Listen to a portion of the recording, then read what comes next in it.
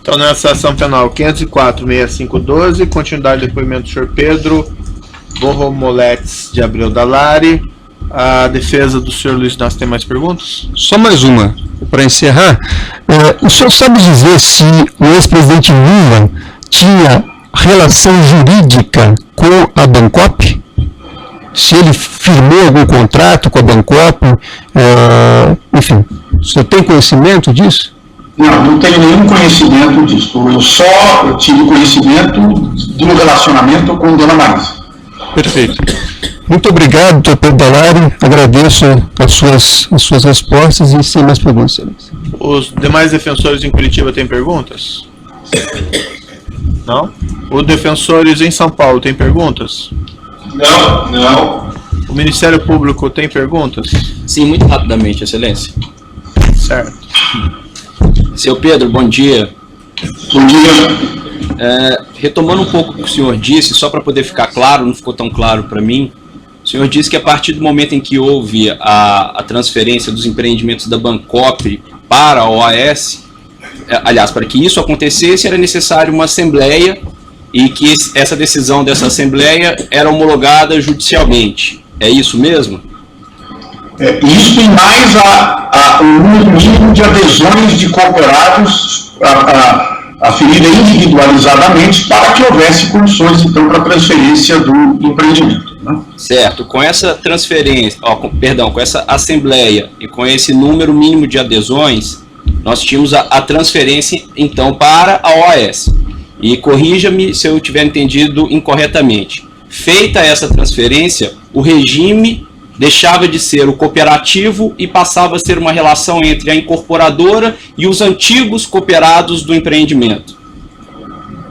Correto. Isso valeu para a transferência para a construtora OAS Empreendimentos, mas também para as outras construtoras que tiveram, acho que há outras duas que também ficaram com empreendimentos da cooperativa. Certo. Então, feita a transferência, aqueles antigos cooperados deixavam de ser cooperados, deixavam de ser cotistas e precisavam assumir uma nova relação em um determinado prazo com a incorporadora. É isso?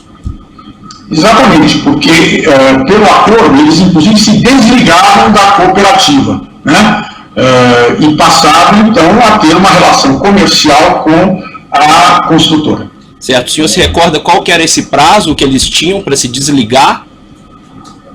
Não me recordo exatamente. Não é? Havia lá uma previsão, enfim, para que isso fosse feito, mas a posição da cooperativa, aí precisaria talvez ouvir um dos ex-diretores, mas era de mesmo tentar sempre preservar as condições para que houvesse o acordo para que a unidade habitacional fosse entregue.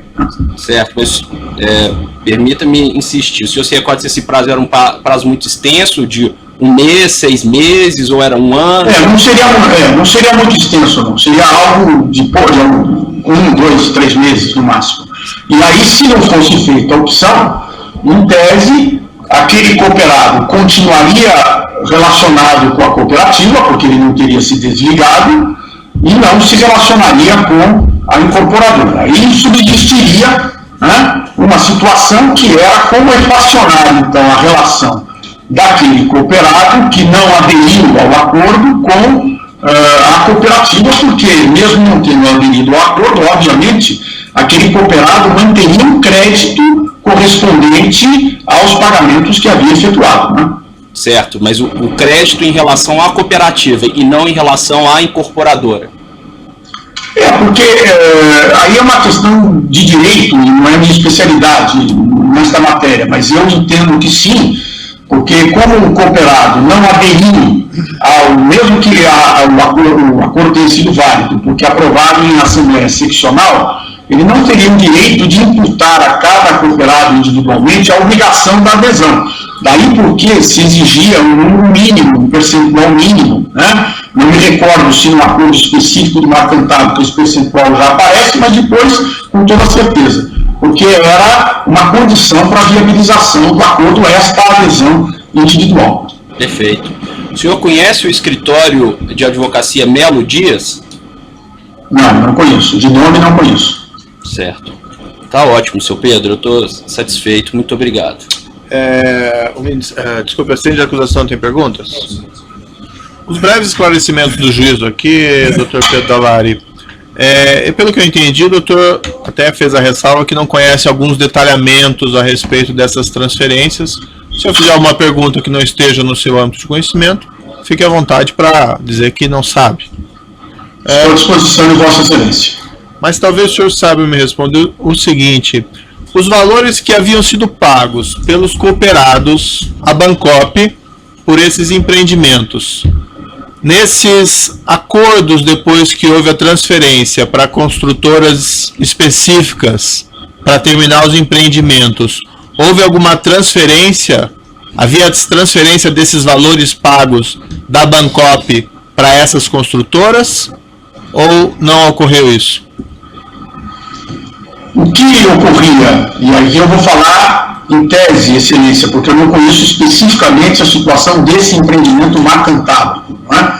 O que ocorria é que a cooperativa transferia para a construtora, não é, aqueles créditos que tinha em relação aos cooperados que estavam inadimplentes, por exemplo, mas também os valores que haviam sido pagos pelos cooperados e que haviam sido invertidos nas obras, não é? Portanto, a cooperativa transferia para a construtora aquele ativo todo representado pelas obras, né? E a construtora, então, passava a assumir todas as obrigações que a cooperativa, porventura, tivesse em relação aos cooperados. E os cooperados, aquilo que eles já tinham pago para a cooperativa, se convertia, portanto, num crédito que elas tinham na negociação com a construtora. Esta era a lógica do procedimento de transferência.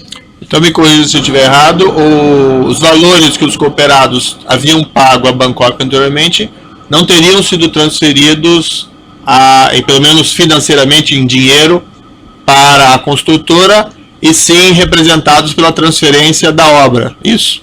Essa é a regra. Agora, eu não sei se em algum caso específico, eventualmente, aquele empreendimento, porque o acordo judicial obrigava que houvesse contas individualizadas para cada empreendimento, supondo que naquele empreendimento houvesse recursos financeiros, eventualmente isso deveria ser transferido. Mas até onde eu estou informado, isso nunca houve, não é? Ou seja, os pagamentos feitos pelos cooperados à cooperativa se materializaram justamente nas obras que foram então transferidas às construtoras. Perfeito.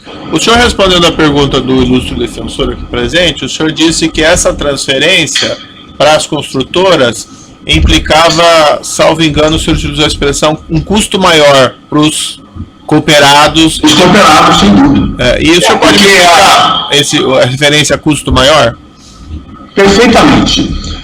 No uso do regime de cooperativa, e que não precisa ser necessariamente em cooperativa, há muitas situações em que um grupo de pessoas, por exemplo, resolve construir um edifício e não incorporar, mas constrói o chamado preço de custo, né? Então, a lógica da cooperativa é que não haja lucro, não haja a remuneração do capital. Portanto, o preço da unidade é o preço de custo. Obviamente, na medida em que se passe para uma construtora, a construtora objetiva o retorno do seu investimento, do seu financiamento. Então, naturalmente, a construtora não vai construir pelo preço de custo. Ela vai agregar aquele custo de produção à margem de lucro que ela quer. Isto faz com que, para os cooperados, do ponto de vista estritamente de custo, a transferência para a construtora implicasse um aumento desse valor. Por que os cooperados fizeram isso? E, embora eu fosse advogado da cooperativa, eu tenho compreensão do fenômeno. Ou seja, havia uma situação de instabilidade na cooperativa, de dúvida sobre a possibilidade ou não dela honrar seus compromissos, e os cooperados então optaram, mesmo com eventualmente um custo um pouco maior, por passar para uma construtora para que ao fim e ao cabo tivessem a entrega da sua unidade. A transferência dos empreendimentos da Bancopp para a construtora, isso não significou a necessidade de interrupção dos pagamentos dos ex-cooperados agora para a construtora, relativamente a essas unidades? Aí, Excelência, coube a cada construtora estabelecer com aqueles que passaram a ser, então, agora os seus clientes, né, a definição da forma de pagamento, dos valores que faltaram. Quando houve as transferências, a situação dos imóveis transferidos variava de empreendimento para empreendimento. Então, essa negociação faz parte do termo de acordo de adesão do ex-cooperado agora com a construtora. O senhor sabe se, em regra, esses pagamentos tiveram que prosseguir a partir dessa transferência? Isso eu não sei, teria que se examinar em cada empreendimento, mas eu suponho que naqueles empreendimentos que não estavam concluídos, né, e que houvesse necessidade, então, de complementação das obras, que a construtora, para viabilizar essa conclusão das obras, tivesse ainda que receber dos antigos cooperados o aporte de recursos nos termos daquilo que constava do termo de adesão entre o ex-cooperado e a construtora. Certo, era o esclarecimento do juízo. Eu agradeço o seu esclarecimento, doutor Pedro. Eu declaro o seu depoimento cerrado e o doutor está dispensado, então.